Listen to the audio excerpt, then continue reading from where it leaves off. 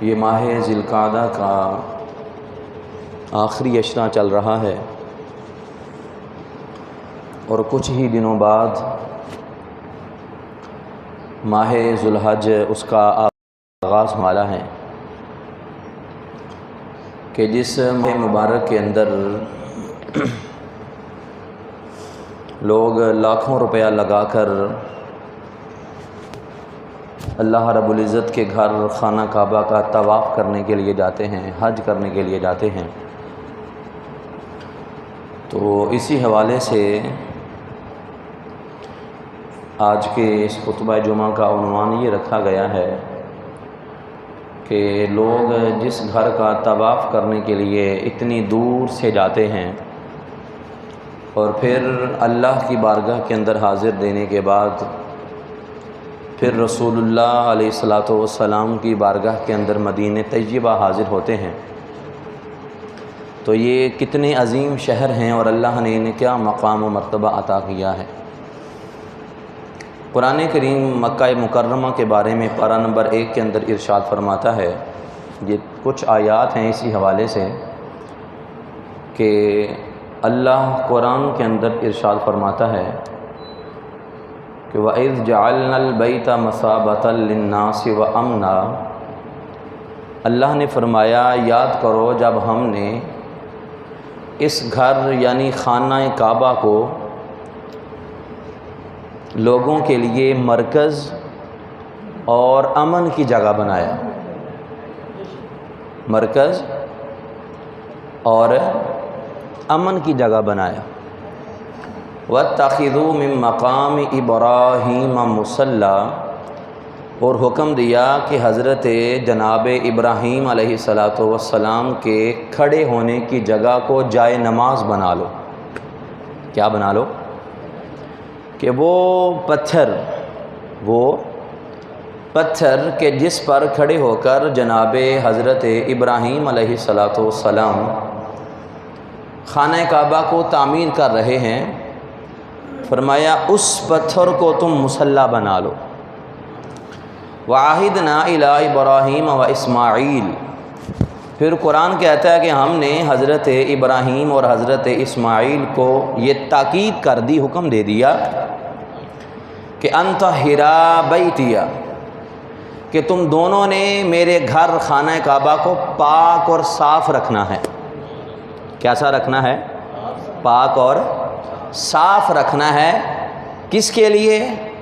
کہا للطائفین، جو دور دراز علاقوں سے سفر کر کے میرے گھر خانہ کعبہ میں آئیں، وہ میرے مہمان ہیں۔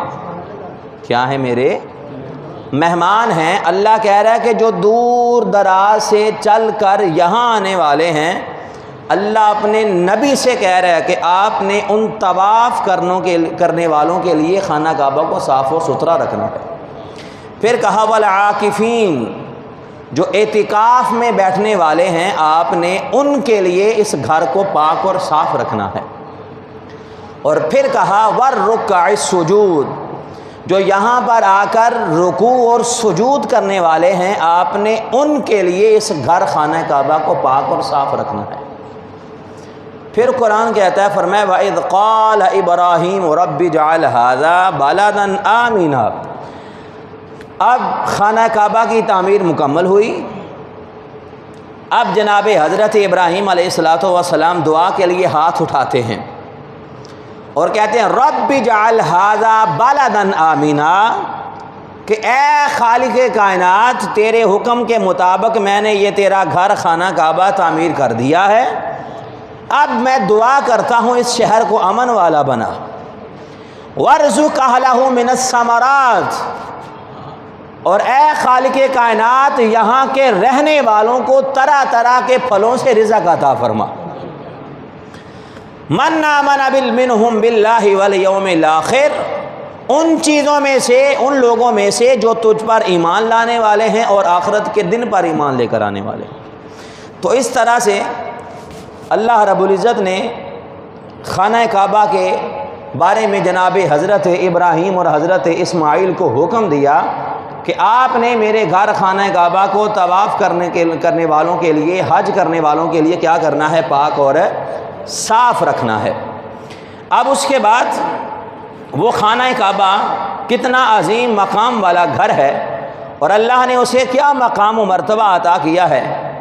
حضرت انس بن مالک رضی اللہ تعالیٰ عنہ روایت کرتے ہیں، ابن ماجہ کی یہ حدیث ہے کہ میرے آقا نے ارشاد فرمایا لوگو یہ خانہ کعبہ اور مدینہ طیبہ یہ کوئی عام شہر نہیں ہے، یہ کوئی عام شہر نہیں ہے، بلکہ ان کا مقام کیا ہے کہ میرے آقا نے فرمایا کہ ایسا شخص جو اپنے محلے کی جامع مسجد میں آتا ہے، آ کر نماز پڑھتا ہے، کیا پڑھتا ہے آ کر؟ فرمایا وہ آ کر باجماعت نماز ادا کرتا ہے، اللہ اسے ایک کے بدلے 27 نمازوں کا ثواب عطا کرتا ہے۔ فرمایا وہی نماز ہے، اگر گھر میں پڑھے گا تو ایک نماز کا ثواب ہے، پھر ایک نماز کا ثواب اگر گھر میں پڑھے گا۔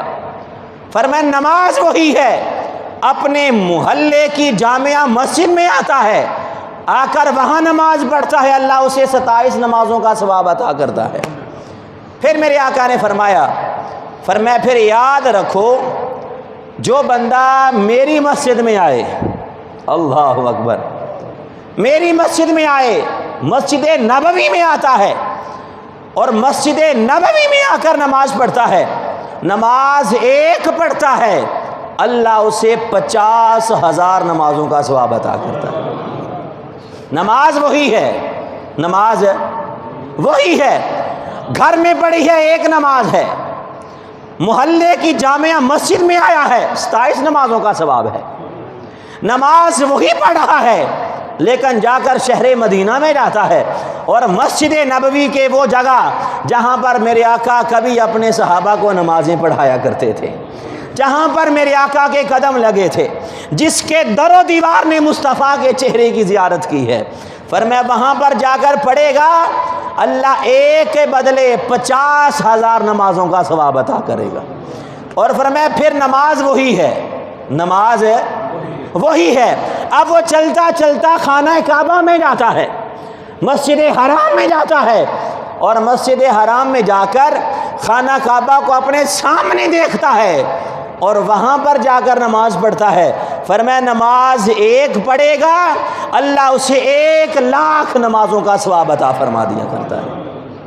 نماز وہی ہے، نماز وہی ہے، لیکن فرمایا مکہ اور مدینہ کا یہ مقام ہے کہ اپنے محلے کی مسجد میں پڑھ رہے ہو تو 27 ہیں، گھر میں پڑھی ہے تو ایک ہے، اگر مسجد نبوی میں پڑھو گے تو فرمایا 50,000 نمازیں ہیں، اگر مسجد حرام میں پڑھو گے فرمایا ثواب ڈبل ہو جائے گا، اللہ 1,00,000 نماز کا ثواب عطا کرتا ہے۔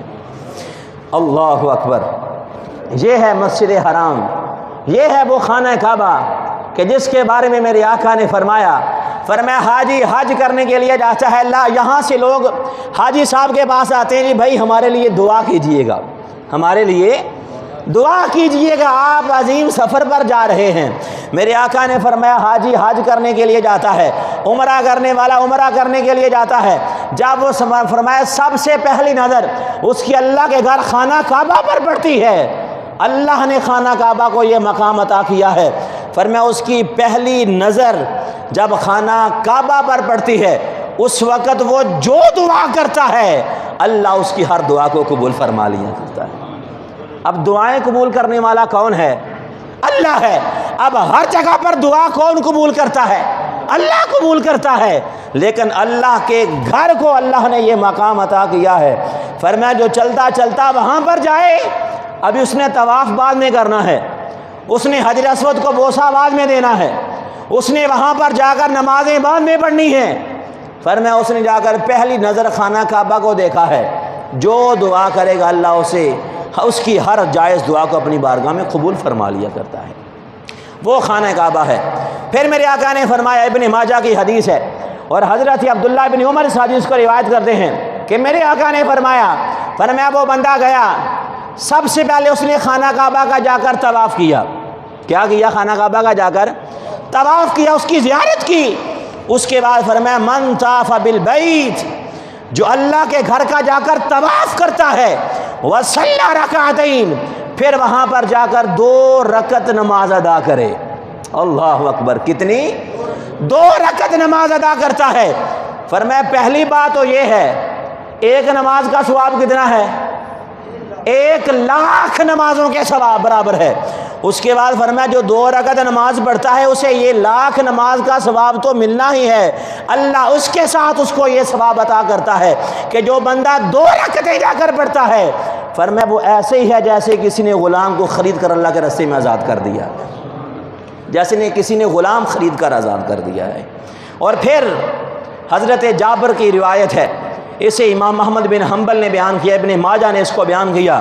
اب اللہ کا گھر جس شہر کے اندر ہو، جس شہر کے اندر ہو، جس گھر کے در و دیوار کو اللہ نے مقام عطا کیا ہے، اس شہر کے اندر اگر کوئی پانی کا چشمہ بھی ہے اللہ نے اسے بھی مقام عطا کیا ہے. آج حاجی جاتے ہیں جناب، حج کرنے کے بعد واپس آتے ہیں، عمرہ کرنے کے بعد واپس آتے ہیں جناب، سارے محلے کے اندر اپنے دوستوں کے اندر آب زمزم کو تقسیم کرتے ہیں اور آ کر کہتے ہیں یہ آب زمزم ہے. یہ بولیے کیا ہے؟ آب زمزم ہے. اور جناب ہم اس کو بڑے شوق کے ساتھ وصول کرتے ہیں، کرنا بھی چاہیے. اب آب زمزم کو اللہ نے کیا مقام عطا کیا ہے. حضرت جابر رضی اللہ تعالیٰ عنہ روایت کرتے ہیں، میرے آقا نے فرمایا ماء زمزم لما شرب لہ، فرمایا یاد رکھو کوئی بندہ بیمار ہے، بولیے کیا ہے؟ بیمار ہے، اس کو دل کا مسئلہ ہے، اس کو شوگر کا مسئلہ ہے، اس کو جناب دنیا جہان کا کوئی بھی مسئلہ ہے، فرمایا لوگوں یاد رکھو جب کسی کے پاس آب زمزم آتا ہے، اس کو جو بھی بیماری ہے، اس کو جو بھی مسئلہ ہے، اس کی جو بھی بیماری ہے، فرمایا اپنی بیماری کو ذہن میں رکھ کر آب زمزم کو پینا اس کا کام ہے، اللہ اس بیماری سے اس کو شفا عطا فرما دے گا. اللہ اکبر، یہ یقین کی بات ہے، نظریہ کی بات ہے. فرمایا آب زمزم ایسی چیز ہے جو ہر بیماری کی شفا ہے، جو ہر بیماری کی شفا ہے. فرمایا تمہیں کوئی بھی مسئلہ ہے، اپنی بیماری کو تم نے ذہن میں رکھنا ہے، تم جس بیماری کو ذہن میں رکھ کر آب زمزم کو پیو گے اللہ تمہیں اس پر شفا عطا فرما دے گا. یہ ہے آب زمزم. آئیے حضرات محترم، ایک بندہ ہے وہ خانہ کعبہ کا جا کر طواف کرتا. اب ذرا دیکھیے گا اللہ نے اپنے گھر خانہ کعبہ کو کیا مقام عطا کیا ہے. متفق علیہ حدیث بخاری مسلم کی کہ جناب میرے آقا کے ساتھ ایک شخص ہے، خانہ کعبہ کے صحن کے اندر ہے، اس نے جناب احرام باندھا ہوا ہے، احرام کی حالت کے اندر جناب اونٹ سے وہ گرتا ہے اور گر کر اس کی جان نکل جاتی ہے، اس کی گردن ٹوٹ جاتی ہے. جب وہ بندہ دنیا سے جاتا ہے اب صحابہ اس کو اٹھاتے ہیں اور اٹھا کر اس کے غسل کفن کا انتظام کرتے ہیں. میرے آقا کا فرمان آتا ہے، میرے حضور نے فرمایا صحابہ ایسے کرو، اسے پانی کے ساتھ بیری کے پتے ملا کر اسے غسل دو، اور غسل دینے کے بعد فرمایا الگ جا کر اس کے لیے کفن نہ لے کر آنا، یہی جو اس نے احرام باندھا ہوا ہے، یہی احرام کے 2 کپڑوں کے ساتھ اس کو جناب لپیٹ کر اس کی قبر کے اندر دفن کر دو. اور فرمایا جب اس کو غسل دینا ہے اس کو خوشبو نہیں لگانی. اس کو یہ حاجی احباب جانتے ہیں، عمرہ کرنے والے جانتے ہیں کہ حالت احرام کے اندر بندہ خوشبو استعمال نہیں کرتا ہے. او حضرات محترم، میرے آقا نے فرمایا جب وہ بندہ حج کرنے کے لیے گیا، اللہ کے گھر کا طواف کرنے کے لیے گیا، اس کی روح پرواز کر جاتی ہے، مصطفیٰ کا فرمان آتا ہے، فرمایا اسے غسل دو، غسل دینے کے بعد الگ کفن نہ لے کر آنا، اسی کا احرام والا کپڑا 2 کپڑے ہیں. ویسے مرد کے جناب مردے کے لیے 3 کپڑے ہوتے ہیں، فرمایا اس کو 2 کپڑوں کے اندر تم نے دفن کر دینا ہے. اور دفن کرنے کے بعد فرمایا اس کا سر بھی نہ چھپانا، اسے خوشبو بھی نہ لگانا. یا رسول اللہ وجہ کیا ہے؟ یا رسول اللہ کیا وجہ ہے کہ اسے غسل دینے کے بعد سارے عالم کے اندر کوئی بندہ مرتا ہے مسلمان، اسے 3 کپڑوں میں کفن دیا جاتا ہے اور اسے 2 کپڑوں کے اندر؟ یا رسول اللہ مردے کے اوپر خوشبو کو چھڑکا جا رہا ہوتا ہے اور آپ کہہ رہے ہیں اسے خوشبو نہیں لگانی ہے. تو میرے آقا نے فرمایا لوگوں یاد رکھو یہ بندہ اللہ کے گھر کے اندر لبیک اللہم لبیک کی صدا لگاتے گیا ہے. اللہ اکبر۔ فرمایا جیسے یہ دنیا کے اندر گیا ہے، کل جب قیامت کا دن برپا ہوگا اللہ اسے اس کی قبر سے نکالے گا، اسی احرام کے کپڑوں کے اندر جب قبر سے نکلے گا اس کی زبان سے ایک ہی صدا آ رہی ہوگی، لبیک اللہم لبیک، لبیک اللہم لبیک۔ فرمایا یہ طواف کرتا ہوا، تلبیہ کہتا ہوا یہ دنیا سے گیا ہے، جب اٹھے گا اس کی زبان سے یہی تلبیہ پھر جاری ہوگا۔ اللہ اکبر۔ یہ ہے اللہ نے مکہ کو مقام عطا کیا، اور پھر مکہ مکرمہ جس کا ہر در و دیوار اللہ نے اسے منور فرمایا، اللہ نے اسے مقام عطا کیا۔ لیکن اگر ہم قرآن کو پڑھ کے دیکھیں، اگر ہم قرآن کو پڑھیں، وہاں پر آب زمزم ہے، وہاں پر اللہ نے حضرت ابراہیم کو کہا کہ میرے گھر خانہ کعبہ کو تعمیر کریں، وہاں پر مقام ابراہیم ہے، جس پتھر پر کھڑے ہو کر حضرت ابراہیم نے خانہ کعبہ کی دیواروں کو اونچا کیا تھا، وہاں پر مقام ابراہیم ہے، وہاں پر آب زمزم ہے، وہاں پر حجر اسود ہے، وہاں پر یہ ساری چیزیں ہیں۔ جب ہم قرآن سے پوچھتے ہیں اے قرآن تو بتا اللہ نے مکہ کو کیوں مقام عطا کیا ہے، اللہ اکبر۔ پھر قرآن بیان کرتا ہے، فرمایا لوگوں یاد رکھو لا اقسم بہذا البلد وانت حل بہذا البلد، اللہ قسم کھا رہا ہے، اللہ اکبر۔ کون؟ اللہ قسم کھا رہا ہے اور کہہ رہا ہے میرے نبی مجھے اپنی ذات کی قسم ہے، میں نے اس شہر مکہ کو بڑا مقام عطا کیا ہے، اور کیوں عطا کیا ہے؟ فرمایا وَأَنْتَ حِلٌّ بِهَذَا الْبَلَدِ، اے میرے نبی تو اس شہر کے اندر جلوہ فرما ہوا ہے، اللہ اکبر۔ اے نبی تو اس شہر کے اندر آیا ہے، اس شہر کے اندر تیرا آ جانا، اللہ اکبر۔ فرمایا باقی سارے شرف الگ ہیں، باقی ساری نسبتیں الگ ہیں، لیکن یہ جو ایک نسبت ہے کہ تیرا اس شہر میں آنا، فرمایا نسبت سب سے بڑی کمال ہے، یہ نرالی شان ہے۔ اور اے نبی اگر میں نے خانہ کعبہ کو مقام عطا کیا ہے تو اس لیے میں قسم کھا رہا ہوں کہ اے میرے نبی تو اس شہر مکہ کے اندر تشریف فرما ہوا ہے۔ تو حضرات محترم، اللہ نے اگر خانہ کعبہ کو بھی مقام عطا کیا ہے تو قرآن تو یہ کہتا ہے اللہ نے اپنے محبوب کی تشریف آوری کے سبب خانہ کعبہ کو مقام عطا کیا ہے، اللہ اکبر۔ پھر میرے آقا نے ارشاد فرمایا اب آئیے جس طرح اللہ نے مکہ کو مقام عطا کیا ہے اسی طرح وہ شہر محبت ہے جسے مدینہ طیبہ کہا جاتا ہے۔ عاشق جب حضور سے محبت کرنے والے جب خانہ کعبہ کا جا کر طواف کرتے ہیں ان کے دل کو اس وقت تک چین نہیں آتا جب تک مصطفیٰ کے روضے کی جا کر زیارت نہیں کر لیتے ہیں، دل تڑپتا رہتا ہے کہ کون سا وہ لمحہ ہے ہم جناب چلتے چلتے مصطفیٰ کی بارگاہ میں حاضر ہو جائیں۔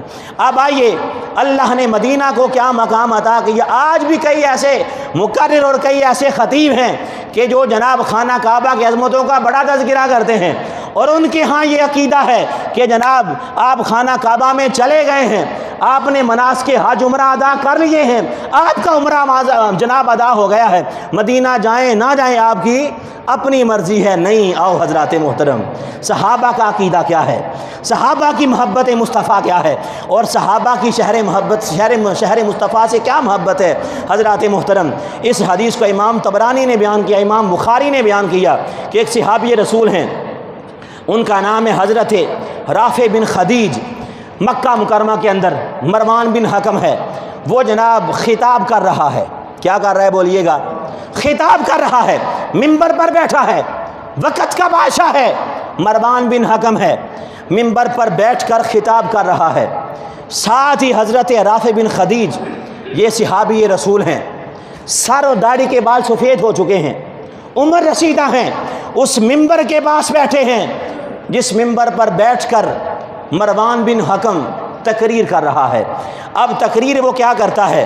وہ تقریر یہ کرتا ہے کہ اللہ نے خانہ کعبہ کو بڑا مقام عطا کیا ہے، اللہ نے بولیے گا خانہ کعبہ کو بڑا مقام عطا کیا ہے۔ حضرت رافع اس کی تقریر سنتے رہے، جب اس نے اپنی تقریر کو ختم کیا، جب اس نے کیا کیا؟ اپنی تقریر کو ختم کیا. اب اس نے بیان کیا کیا تھا؟ مکہ کے فضائل. اللہ نے خانہ کعبہ کو بڑا مقام عطا کیا ہے. یہ شہر مکہ ہے، اللہ نے بڑا مقام عطا کیا ہے.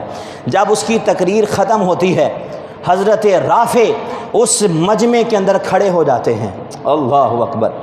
کھڑے ہو کر کہا، اے مروان بن حکم، اے یہاں پر خطاب کرنے والے، تو نے یہاں پر سارا وقت مکہ مکرمہ کی شان کو بیان کیا ہے. آپ نے کہا ہم سے بڑا توحید کا داعی کون ہو سکتا ہے؟ ہم سے بڑا توحید کا اعلان کرنے والا کون ہو سکتا ہے؟ ہم شہر مکہ کے مقام کو جانے والے ہیں. ارے تو کیسا خطیب ہے کہ ساری گفتگو کے اندر تو نے خانہ کعبہ کا تذکرہ کیا ہے، شہر مدینہ کا تو نے تذکرہ کیا ہی نہیں ہے. اللہ اکبر. جا کر کھڑے ہو گئے اور کھڑے ہو کر کہا بالکل اللہ نے شہر مکہ کو مقام عطا کیا ہے.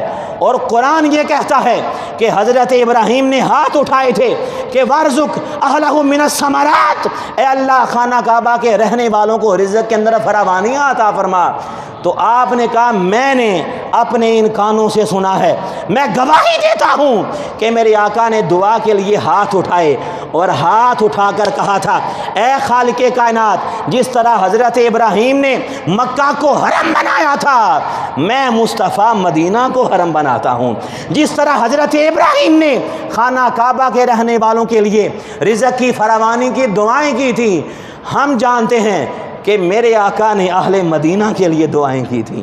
تو جس طرح اللہ نے مکہ کو مقام عطا کیا ہے، اللہ نے ساتھ مدینہ کو بھی مقام عطا کیا ہے.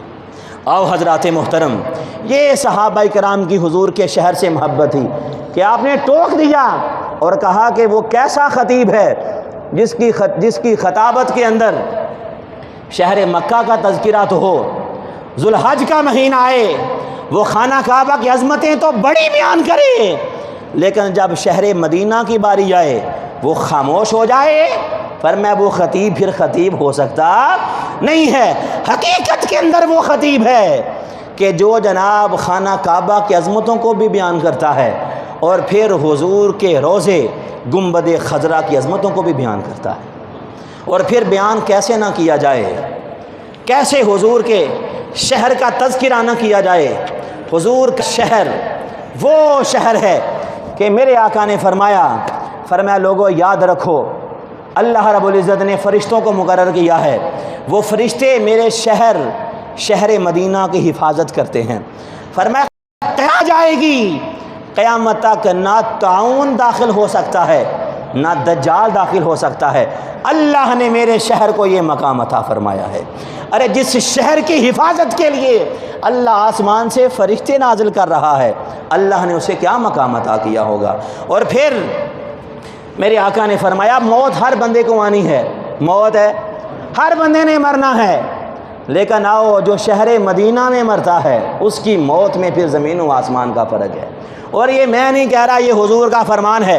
اسے امام ترمذی نے، امام نسائی نے بیان کیا، ابن ماجہ نے اس کو بیان کیا کہ میرے آقا نے فرمایا لوگوں یاد رکھو، جو بندہ میرے شہر مدینہ میں مرتا ہے، جو شہر مدینہ میں جس کی روح اس کے جسم سے پرواز کر گئی، فرمایا یاد رکھو کل جب قیامت کا دن بپا ہوگا تو میں مصطفیٰ اس بندے کی شفاعت فرماؤں گا.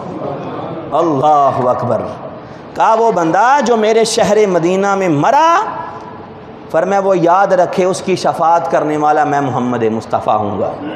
پھر حضور کا فرمان ہے متفق علیہ حدیث بخاری مسلم کی کہ سیدہ عائشہ صدیقہ رضی اللہ تعالیٰ عنہ یہ حدیث کو روایت کرتی ہیں کہ میرے آقا اکثر اوقات مریضوں کے لیے حکم ارشاد فرمایا کرتے تھے اور یہ آپ دعا کرتے تھے، ذرا سنیے گا.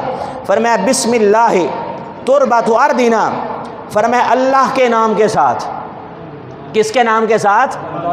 کس کے نام کے ساتھ؟ اللہ کے نام کے ساتھ. ہماری زمین کی جو مٹی ہے، ہماری زمین کی جو مٹی ہے، جو شہر مدینہ کی خاک ہے، جو مٹی میرے اور میرے صحابہ کے لعاب دہن کے ساتھ ملی ہوئی ہے. اللہ اکبر. جن گلیوں کے اندر اور جس خاک کے اوپر مصطفیٰ اور مصطفیٰ کے صحابہ کا لعاب دہن گرا ہے۔ فرمایا خدا کی قسم وہ مٹی ہمارے شہر کی جس مٹی کے اوپر میرا اور میرے صحابہ کا لعاب دہن گرا ہے، فرمایا یاد رکھو جو بیمار ہوتا ہے، فرمایا یہ خاک مدینہ اس بیمار کے لیے شفا بن جایا کرتی۔ وہ شہر مدینہ ہے کہ جس مٹی پر حضور نے واضح فرما دیا، فرمایا میرے اور میرے صحابہ کا لعاب دہن اس مٹی کے اندر ملا ہوا ہے، اور فرمایا قیامت تک جو بیمار اس مٹی کو شفا کے لیے استعمال کرے گا، اللہ بیمار کو شفا عطا فرما دے گا۔ اور پھر آخری حدیث، بڑے ہی پیارے جملے، اور اکثر اوقات آپ لوگوں نے یہ حدیث سنی بھی ہے، اور جب حج کرنے والے، عمرہ کرنے والے جب مصطفیٰ کے شہر میں جاتے ہیں، ہر ایک کی تمنا ہوتی ہے کہ وہ خاص جگہ جس کے بارے میں حضور کا فرمان ہے وہاں پر جا کر 2 رکعت نماز پڑھنے کی سعادت مل جائے۔ وہ جگہ کیا ہے؟ میرے آقا نے فرمایا میرے گھر سے میرے منبر تک، اللہ اکبر، کہاں تک؟ میرے گھر سے میرے منبر تک۔ فرمایا یہ زمین کا ٹکڑا نہیں ہے، فرمایا یاد رکھو یہ جگہ جنت کے باغوں میں سے ایک باغ ہے۔ اللہ اکبر۔ اور پھر جو جنت کا ٹکڑا ہے، قیامت کے بعد یہ جنت کا ٹکڑا زمین کے اوپر جو ہے یہ سارا اٹھا کر پھر جنت میں لے کے جایا جائے گا۔ اور حضور کا فرمان ہے، فرمایا میرے گھر سے لے کر میرے منبر تک۔ اب وجہ کیا ہے؟ کبھی آپ نے خیال کیا کہ منبر سے لے کر حضور کے گھر تک کو جگہ ہے، اس کو مصطفیٰ نے فرمایا یہ جنت کے باغوں میں سے ایک باغ ہے۔ وجہ کیا ہے؟ کہ جب بھی نماز کا وقت ہوتا تھا، حی علی الصلاۃ کی صدا آتی تھی، میرے آقا اپنے گھر سے نکلتے تھے، اللہ اکبر، چلتے چلتے منبر رسول تک آتے تھے، پھر جاتے تھے، پھر آتے تھے۔ میرے آقا نے 10 سال کا عرصہ مدینہ میں گزارا، اور میرے آقا ہر نماز کے لیے گھر سے نکلتے، منبر تک آتے، نماز پڑھاتے، پھر واپس جاتے۔ ارے اللہ نے مصطفیٰ کے قدموں کو یہ مقام عطا کیا ہے، جس مٹی پر مصطفیٰ کے قدم لگتے رہے ہیں، اللہ نے فرما دیا، فرمایا یہ زمین نہیں ہے، یہ جنت کے باغوں میں سے ایک باغ ہے، یہ شہر مدینہ ہے۔ تو آؤ حضرات محترم دعا کریں اللہ ہر مسلمان کو اس شہر مدینہ کی زیارت نصیب فرمائے۔